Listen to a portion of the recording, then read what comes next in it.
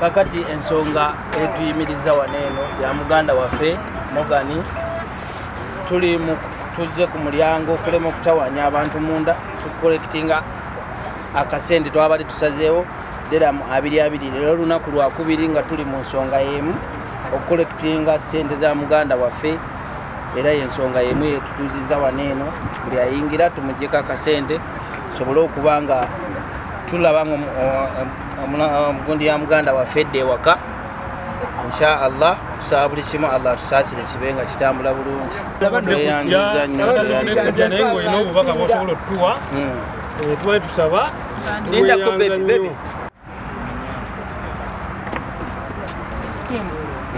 Mwami ono mwembereko 60 kwano kuandike saidi no ayingire kiwedde Go ahead. Fire base.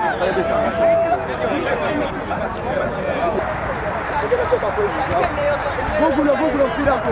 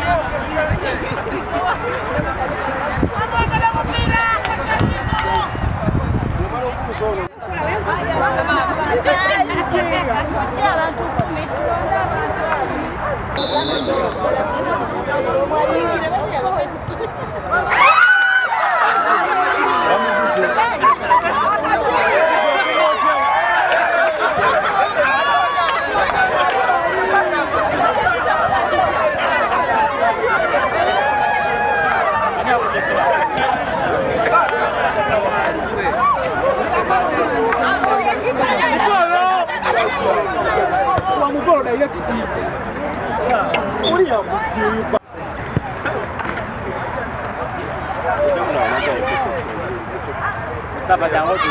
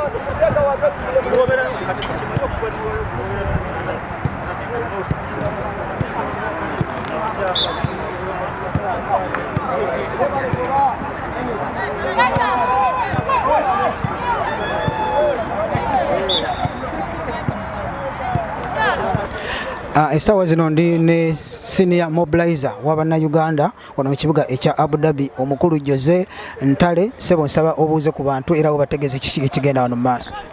Bana Uganda mwenna mbabuuzaako tuli wano nga tukungubaga saako n'okusonda akasente ak'okuzaayo omubiri gwa munnaffe eyafiiridde mu mazzi ku Konichi wali era nga abantu bano wano busobola bonna bazze ku lwa nsonga eyo.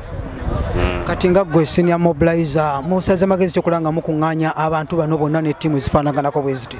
Mukulu Tawira twakirabye nga tulina okwenyigiramu okulaba nga tuzaayo omubiri gwa muganda waffe azikibwe Uganda era tugezezzaako buli kye tusobola nga tuyambibwako emikutu egy'enjawulo gye twaggulawo ng'egya WhatsApp, Facebook, mpozi ne media platforms nga Tawira TV esebo kakati bantu kinga gwe senior mobilizer boyinza okwebaza mu nsonga eno boyinza okunokolayo abakoze omulimu ogw'amaanyi okulaba nga okusonda ssente kugenda bulungi mu maaso. Okusookera ddala nebaza akakiiko ka Bana Uganda ako mu Abu Dhabi Executive Committee ng'ekulirwa Ismail Sebuggwawo, ne nebaza ne ba members oba ba leaders ba Kasukaali okuba nti bakoze kyankizo okulaba nti tukuŋŋaanya abantu bwe bati. Kati nga gwe senior mobilizer omuntu ono afudde obadde omumanyi ng'omuntu oba just olw'okubeera nga mulimu gwe gwa kumobilizinga? Omuntu Morgan Joel bwe yajja mu Abu Dhabi wano abadde muntu w'abantu, yafitingirawo mu community, abadde n'ekitone ky'omupiira, ate tusamba mupiira ffenna, so mbadde mumanyi kuba bwe yajja yatwegattako n'aba ng'asamba naffe omupiira mu community. Essebo ate obubaka ki bw'oyinza okusembyayo nga gwe senior mobilizer abali wano ate n'abali Uganda ddala famire y'omugenzi? Obubaka bw'ensembyayo nkubiza Bannayuganda bonna mu UAE okubeera obumu, si mu masanyu gokka naye ne mu kaseera nga kano baveeyo balage okwagala n'okuyamba n'okukwatira awamu okulaba nga tuba kimu ng'amawanga amalala bwe gabeera. Famire y'omugenzi mbasaasira naye mbagumya nti babeere bagumu, omwana waabwe tugenda kumuzzaayo.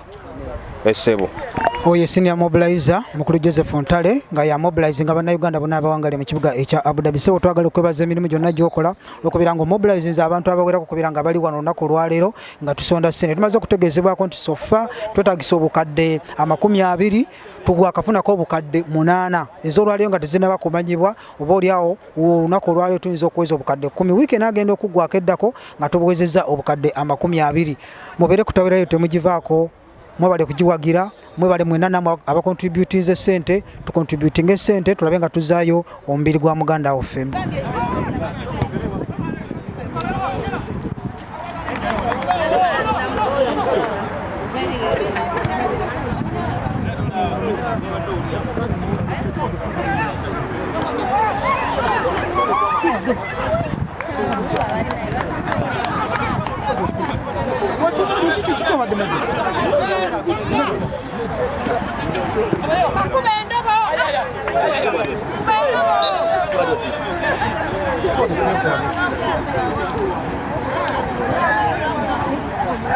Yamala.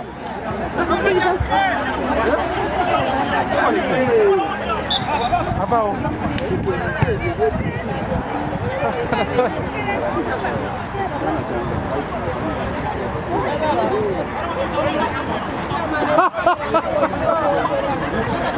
Essaawa zino ndi n'omu ku technical director, assistant technical director akulira ebyemizannyo wano mu kibuga ekya Abu Dhabi mu community, omukulu Lugoloobi agenda kubeera nga ababuuzaako era abategeeza enteekateeka nga bwetambudde olunaku luno olwaleero.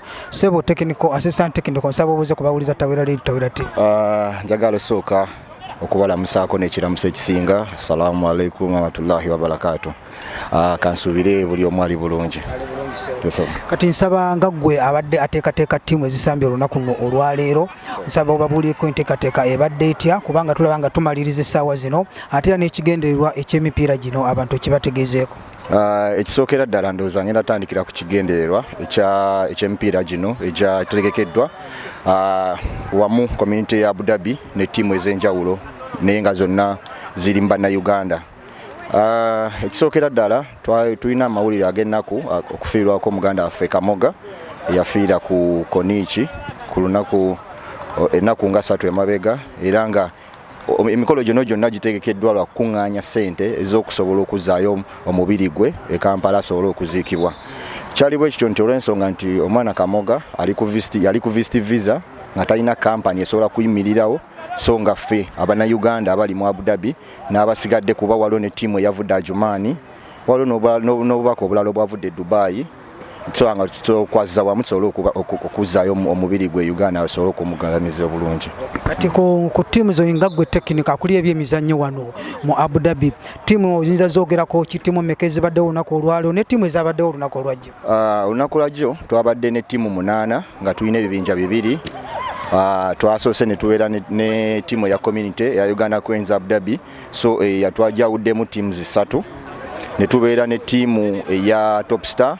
So eyo ttiimu eri mixed, mulimu abamawanga amalala, mulimu abannayuganda be basingamu obungi, mulimu n'abanigeria. Ne tubeera ne ttiimu eya Kasukaali, ne ttiimu eya Kasukaali naye erina teams bbiri, yaleese teams bbiri.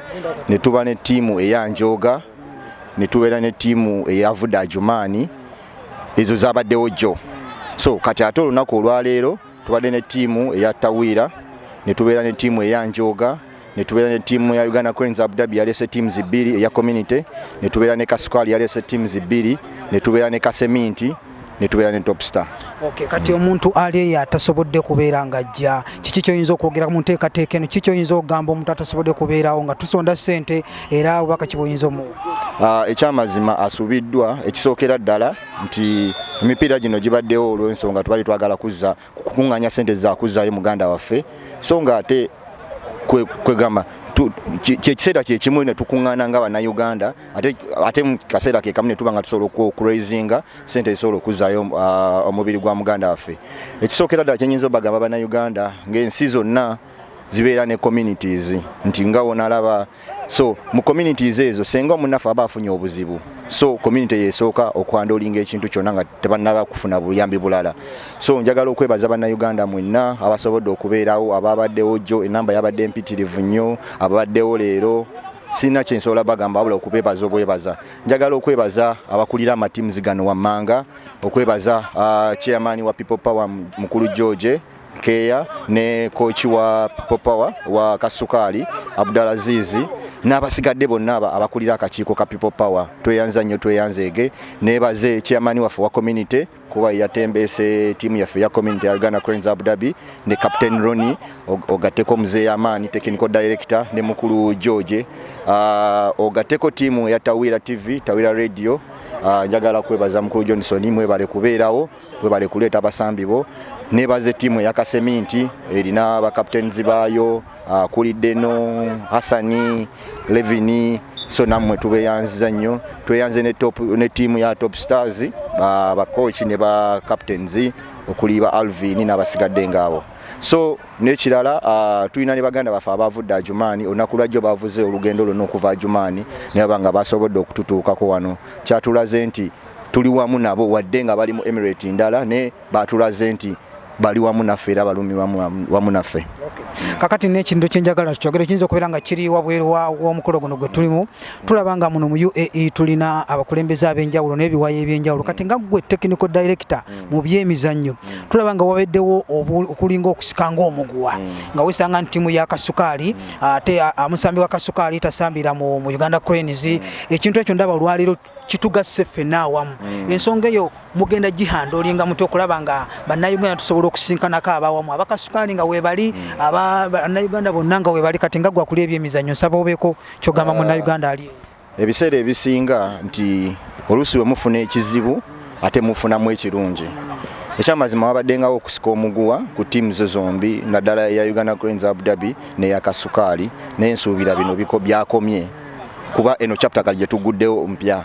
Kyensuubira nti abakulembeze twakyegeezaamuko ne bachairman okulaba nga tusobola okufunayo olunaku lwe tusobola okusamba nga bwe tusambye luno nga si mu buzibu, like obanga Independence Day ya Uganda oba ennaku endala zonna tusobola okufunayo olunaku lwe tusobola okuŋŋaana nga ffe bannayuganda, tusobola okutegeka ggala ne tuba nga tusobola okukola ki okubeera wamu.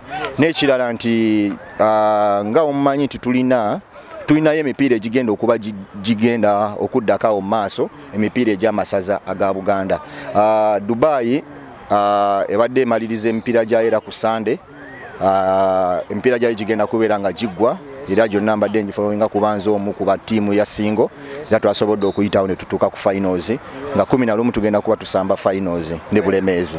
So ne mu Abu Dhabi wano nze nkulira akakiiko k'ebyemizannyo mu Buganda mu Abu Dhabi wano era nze mutesitesi ne chairman n'abasigadde abakakiiko tugenda kuba tutegeka emipiira gy'amasaza mu mwezi ogw'e11 era tugenda ku expectinga bannayuganda bangi nnyo kuba twetaaga amasaza agasoba mu 8 okudda waggulu. So bakubiriza mwenna bannayuganda buli owulira nga bayise aba community batuyise twekubirize kuba bino ebintu byaffe.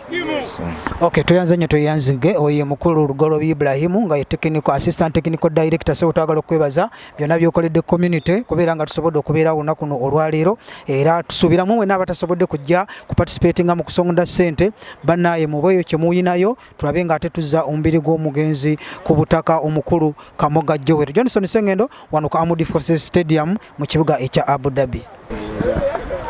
Essaawa zino bannaye ndi n'omu ku basajja abakukunavu wano mu kibuga ekya Abu Dhabi nga ye kugamba ye muwagizi akyasinze okuwagira omupiira wano mu United Arab Emirates naddala abeesinga mu kibuga ekya Abu Dhabi. Sebo nsaba obuuze ku bantu amanya go gwani.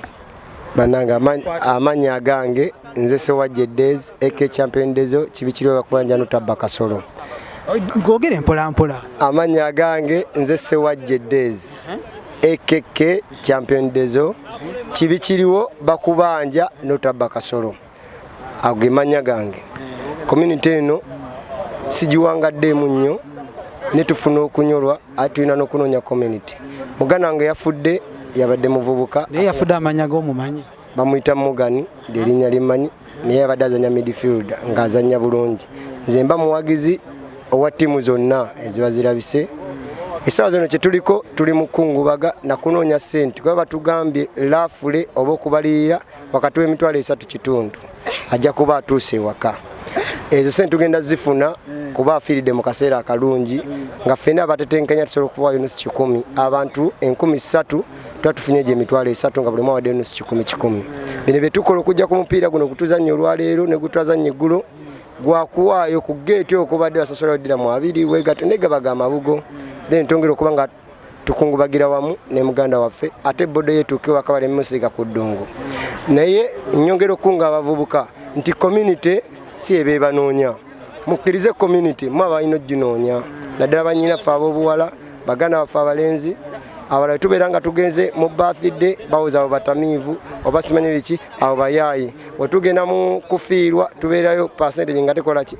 Mogani yatuyambye okulaga abantu nti tusobola okufa n'ali mu community ya Abu Dhabi ogenda kufa nekye tulina okusasa esala yaffe ntufe naye okufa tteeka Mukama yagaba atera yakola ki yajjawo. Ebiseera ebisinga tuba tufiira bakadde baffe batamani baffe bawala baffe tubabikira ne tujja buzibu wetu. Ku luno abadde mu community yakoze ki yafudde n'abala twongera okweyisa obulungi ate n'okukwatako kwatirizako kiba kikoze ki kiba kisaanidde amabugo tebagagaka neffe mu nnono yaffe ewaka Uganda omuntu wafiirwa tumuwamu obudde. Nabidde najagala kutana kachyo soko jeke nkofira abantu ogere nga abantu bakulabako kubanga oyina my friend abasinga bamanyi password yage teri wet nebino tubikola abantu twaga tuwe abenjawulo noonya abantu kuba mu art chirinti eiza abantu balina okkaaba oba okubanga basanyuka wakutunulako eiza alina okukolako ebintu bibiri okusanyuka ennyo oba yo kkaaba oba tosobola kukola ekyo entertainment okola ki ogivaamu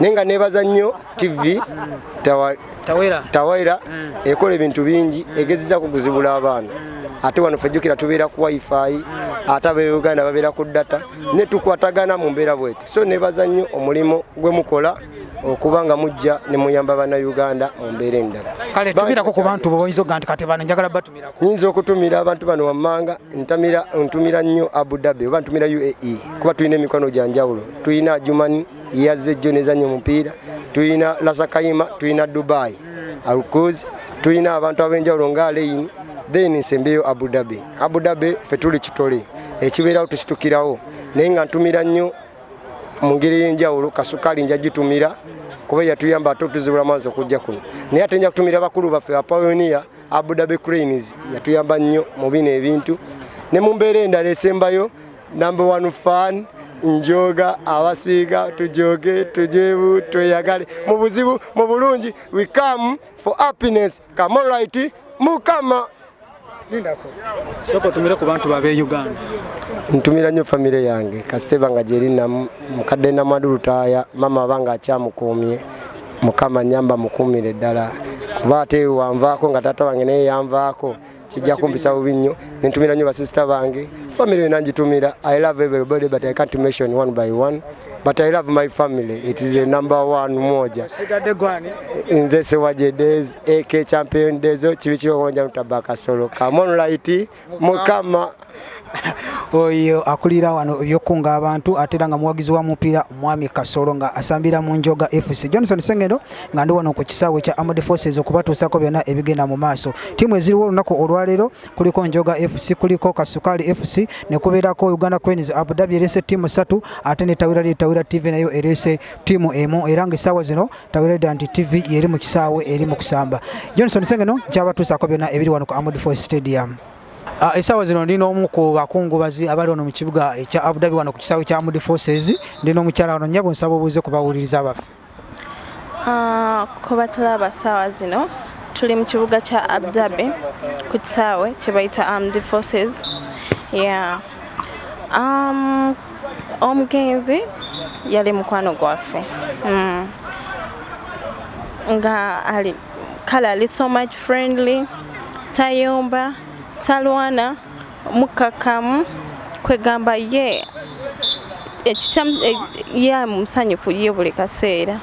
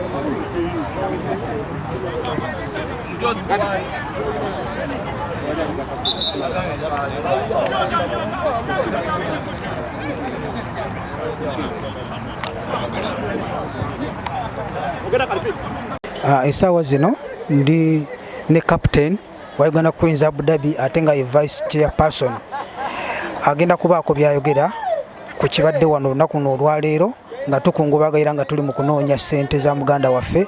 So omukulu ni Ssennyonjo nsaba oyogereko eri bannayuganda. Nianza Nyosebo, Mwami Johnson, Tawira TV, Tawira Radio. Nsaba okwebaza bannayuganda bonna mu Abu Dhabi n'abatali mu Abu Dhabi abavuddeyo ku nsonga eno ku mulanga guno olw'okulaba nti tugezaako okufuna akasente tuzeeyo muganda waffe ewaka. Ffenna wano tukimanyi nti omuntu waafiira wano sente ezimuzaayo ziba nnyingi, ziba sente nga zisukka miliyoni 15 eze Uganda. Naye abantu ba Abu Dhabi bakoze omulimu gw'amaanyi nnyo mu bitongole oba mu community ez'enjawulo ze beegattiramu okulaba nti tukuŋŋaana ne tuba nti mu nnaku 2 tubaako ssente ze tusonda mu bannaffe okulaba nti tufuna okuyambako ku famire ya muganda waffe Morgan okuba nti addayo e Uganda. Esebo. Kati kanga captain era nga gwe vice chairperson wa Bannayuganda mu kibuga ekya Abu Dhabi. Enteekateeka eno abantu ebadde eti abantu badze bawaddeyo batya ssente kuba tulabye nga wadde okusamba omupiira ssente zikusondeddwa zitya? Enteekateeka eno yatandika nga twakuŋŋaana waliwo akakiiko era ttiimu ya bannaffe abakasukaali muganda waffe mwabadde asambira akapiira ne community ya Abu Dhabi twakolayo ka meeting awo ku lunaku muganda waffe lwe yafa kwegamba ne tuleeta ebirowoozo ebyenjawulo okulaba nti tugezaako okufuna ssente twalaba nti okusonda amabugo wali we tukuŋŋaanira kiyinza obutamala so ebirowoozo ne bijja ebyenjawulo ne tusalawo nti tukole teams oba tuinvitinge teams ez'enjawulo zijje olunaku olwa Friday n'olwaleero olwa Saturday naye nga mechanism oba criteria gye twakozesa nti ku mulyango buli ayingira aleeta ddiramu 2 oba gamba emitwalo 2 egye Uganda era ekintu ekyo twebaza bannaffe abakasukaali komiti bakikoze bulungi nnyo nti buli abadde ajja kasente kaba naze nga badde tamanyi kikyetaagisa ku mulyango ati sabako kyakola ki kyawaayo era abakola ku byembaliriro olunaku olw'eggulo olwasoose batugambye twasodde okusonda 10 ndowooza 4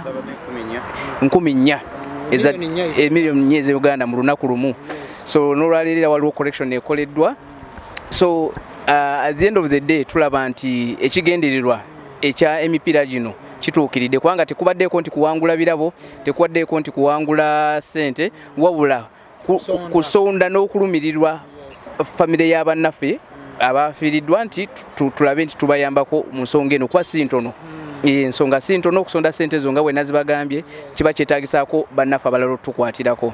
Kati nga gwe vice chairman wa Bannayuganda mu kibuga ekya Abu Dhabi kigambo kya postmortem process zatandise era we ziba nga zatandise embasi okumanyaako documentation eyo bituuseewa?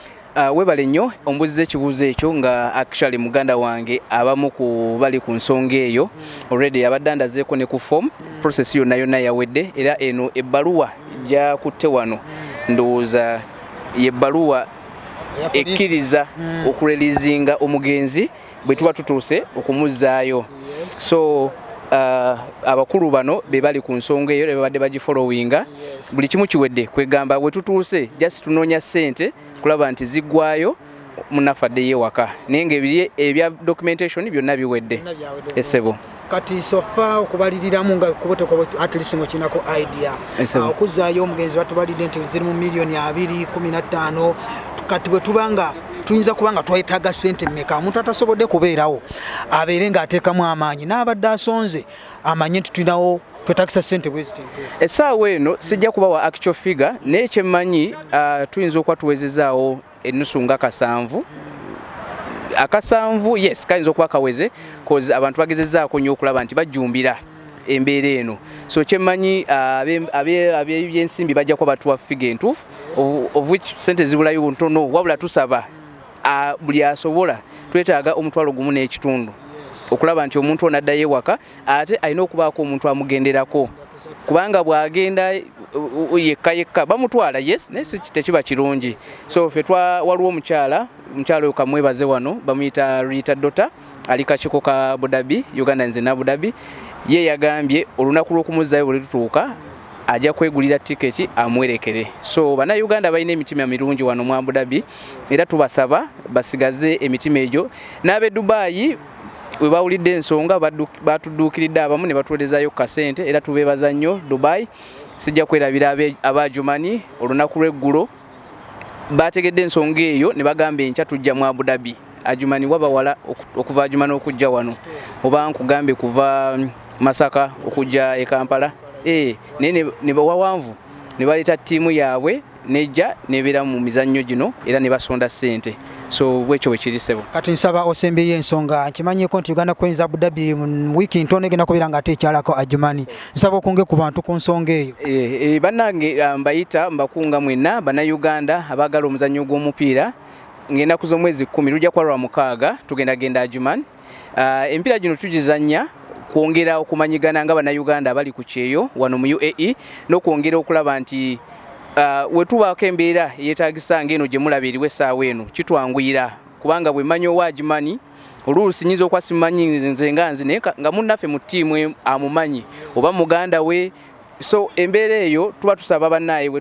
tubayita mujje tutambule nammwe mutuwerekereko tugenda agimani tusambe omupiira ogw'omukwano Uganda Cranes Abu Dhabi ne Cranes agimani tujja kusimbula ku Adinok opposite Madinat Zaid waliwo Adinok awo we tusimbula transport dira mwana zokka kati akasembayo embeera eno manyi mu kufa waliwo ebintu bye tuyigamu mu kufa kuno kwazzeewo ttiimu ez'enjawulo wabaddewo Kasukaali wabaddewo Uganda Cranes Abu Dhabi erese ttiimu eziwerako ekintu kino nga nze nkirabye nga kinengere kyekyongero tugatta kati nga gwe omukulembeze atwala bannayuganda mu Abu Dhabi wa community yonna atali nti ate ofuga pattern okuba twayingiramu ebyobufuzi wesanga nga waliwo ono wa Kasukaali ate ono wa NRM ono wa DP kati ebintu ebyo nga gwe omukulembeze atwala bannayuganda bonna enteekateeka ngene tugasse kuba tekubaddeeko nti ono wagundi ki enteekateeka eno tunaasobola okubeera nayo mu biseera ebijja neyanza nnyo ekibuuzo ekyo kirungi nnyo kubanga omanyi wabaddewo embeera y'obutakwatagana olw'ebyobufuzi nti abamu tubadde tugamba nti emizannyo gino tugireke nga mizannyo ne politics abeere ki politics kubanga otuuka mu mbeera nga togenda kugamba wa NRM wa UPC nti gwe tojja leero ffe tuzannya ab'ekibiina bwe kiti so nno nze kyendaba nti olunaku olwaleero n'olweggulo lutulaze nti tulina kuba kimu naddala mu mbeera ez'ebyemizannyo so bwe kiba nti waliwo abakiyizeemu kyemmanyi bangi kuba era olabye wano tulabye wayambadde nti nyambadde NRM nti ki embeera yonna ogirabye nga kiraga nti ffenna tuli kimu so nsaba babakulembeze aba communities ez'enjawulo Abu Dhabi Kasukaali bonna ne ttiimu Njoga kino kituwe ekyokuyiga nti twetaaga obumu politics waali tetusobola mujjawo naye ate aleke kutwawula ku bintu ebyobuvunaanyizibwa ebisobola okututwala mu maaso olwaleero lwange olulala enkya lwa mulala bwe bityo ojja kwekanga nti olw'okuba sikkanya nagundi mu byobufuzi ate nnemeddwa okuyambibwa ng'ate si bwe kyandibadde so mbasaba bannayuganda mwenna abali mu Abu Dhabi tukwatagane twagalane kyekikulu kyokka ekisinga ku kyeyo wano essebo twanza nnyo mukulu Ron Ssenyonjo kambuuze ku mukulu naye azzeeko wano ssebo omugenzi obadde omumanyi era obadde omuyita otya ekisookera ddala nze Kamakogera amanya nze Kafeero Kulanima mbiro ntono Kafeero Kulanima mbiro ntono kirungi nnyo ndi muzukulu wa Mugeme bwambala ebbira okusookera ddala nebaza bannayuganda olw'omulimu n'omukwano gwe batulaze okwagala nze nabadde sikisuubira era siriddamu kuzanyisa muntu ayita banne bakuŋŋaane babeeko kye baggusa oyo yenna abatematemamu abamulabe wammwe regardless of ebyobufuzi mawanga okukuŋŋaana kikulu nnyo okukuŋŋaana tusobodde okusonda ssente ze nabadde sisuubira omwana ono yajja nga 16 mwezi ogw'omukaaga okujja wano mu Abu Dhabi era mukoddomi we yamupangira amuleete kakati bwe bityo bwe byazze yakeera ku makya n'ayita banne bali mujje tugende tuwugemu naye bwe yagenda teyadda ne twejjusa ne tugamba ti singa kale teyagenda naye entuuko bwe ziba zizze waliwo omukyala yagambye nti entuuko bwebeze n'amazzi ag'ebbaafu gakutta omira amazzi mu kikopo nago ne gakutuga n'ovaawo entuuko yabadde ekoze eki so abali eyo abanenya bannaabo olw'okufa kw'omwana ono nze nkitwala nti yabadde entuuko olwaleero tubadde ku poliisi ye Kalidia era nga tugezaako okukola enteekateeka tulabe ng'omubiri gw'omwana ono guli rizingibwa okuva mu mokyale guzibweka tufunye empapula okuva ku poliisi olwaleero era ne tuvuga ne tugenda Banias ewali mokyale gye guli era ne tulaba ne fridge mwe guli mu fridge namba 85 amaziga gajuzo tutta kubanga twade tutukkiriza nti ddala omwana yahoze eki ng'okuva lwe baamutwala tumulabangako ne bwe tulabye fridge mwali twongedde okukaaba ne tukkiriza nti kituufu omwana yakoze eki twebaza abapoliisi batuyambye nnyo n'abakyala be tusanzeyo ku mokyale batuwadde kuba amaziga gabadde gatta abaana wali era nange kamakogera siwulira bulungi naye tulina okuguma ndi mugumu nnyo lwa nsonga community eno ina kyendaze era nze siriddamu kuzanyisa bwegasi. Kati nsaba oweereza obubaka eri abazadde ne famire ey'omugenzi e Uganda. Njagala okutegeeza abantu abali eka nti eno gye tuli omulimu gwo gubadde gukoleddwa n'abali eka bakola omulimu ogwabwe ate tewabaawo anenya gundi nti lwaki watwala omwana wange. Entuuko eba ntuuko, tukkirize nti entuuko eba ki entuuko. Omwana ono bazaalibwa abaana 5 mu famire, 2 bawala, 3 balenzi, 2 bafudde, kati wasigaddewo omulenzi atya omu n'abawala 2. Tusaba Mukama Katonda atusaasire asaasire famire eyo. Yesebo. Tuyanziza nnyo mukulu Kafeero ono abeera kojja wange, tuyanziza nnyo tuwa information eno era twagala ogumya abewaka naddala maama bannaye tukusaasidde nnyo ne tukusaba ogume abali eno bannayuganda bakola ekisoboka okulaba nga omubiri gw'omugenzi baguleeta.